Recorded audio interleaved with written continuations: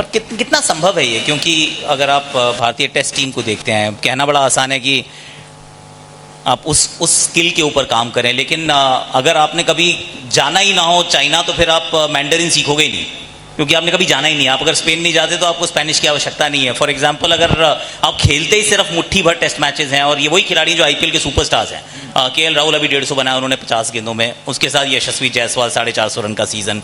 3 number पे आपके साई सुदर्शन आते हैं जो पर्पल कैप के बिल्कुल इतनी दूर रह गए। नंबर 4 पे शुभमन गिल खेलते हैं, अगेन ऑल फॉर्मेट प्लेयर। तो ये सारे ऋषभ पंत हैं, या फिर आप उसके ध्रुव जुरेल को जाएंगे, ये सब आईपीएल खेलते हैं रोज।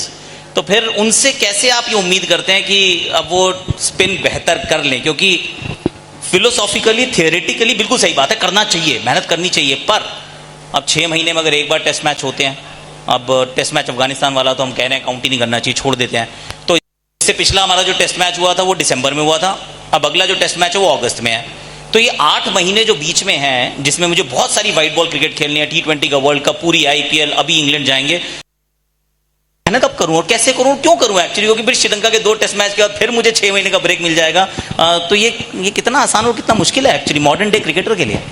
देखिए, सबसे बड़ी बात कि मैं हैरान 2 बातों पर था इस टाइम जब इंडिया हारी घर पे, कि हमें खुद नहीं पता घर पे कि हमें किस तरीके का पिच चाहिए।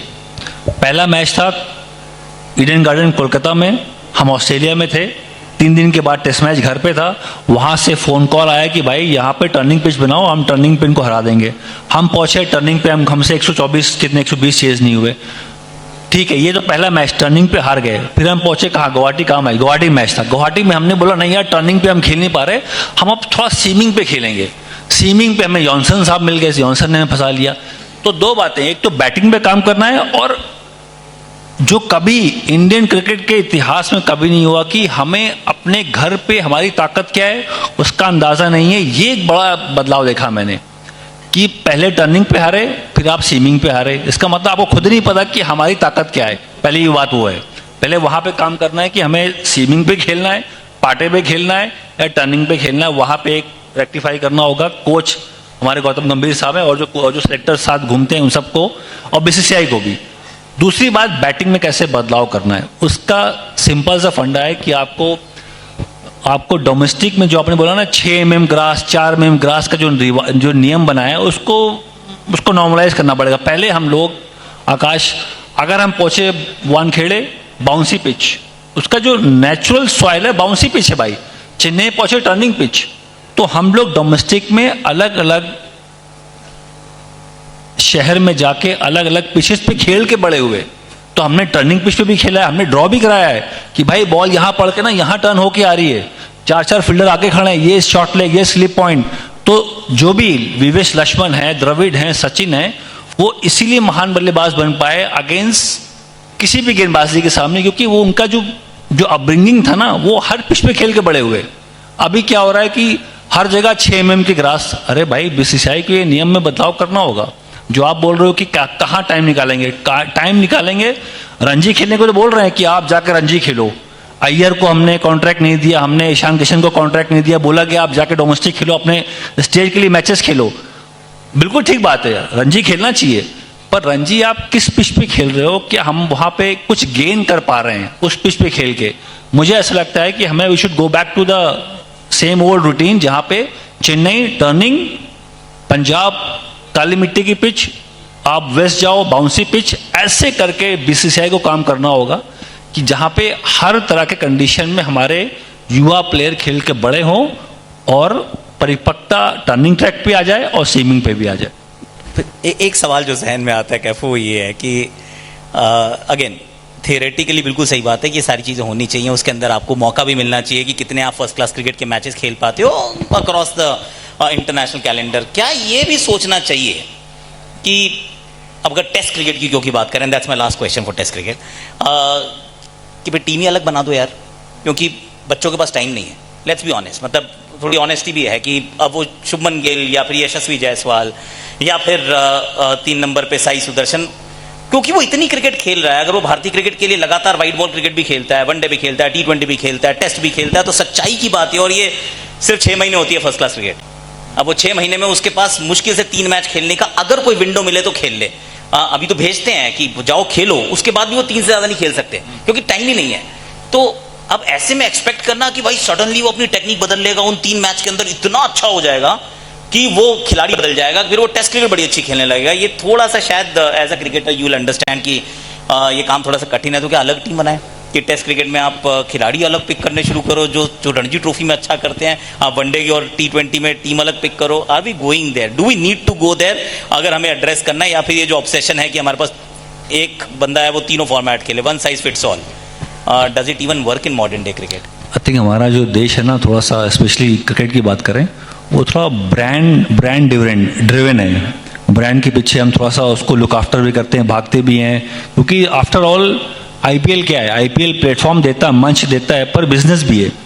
जो फ्रेंचाइज के जो लोग टीम खरीदते हैं वो यही देखते कि हमें ग्रूम करना है। ग्रूमिंग एक बात हो गई, पर उनको अपनी जेबें भरनी है, ये फैक्ट है, ये कोई छुपी बात नहीं है।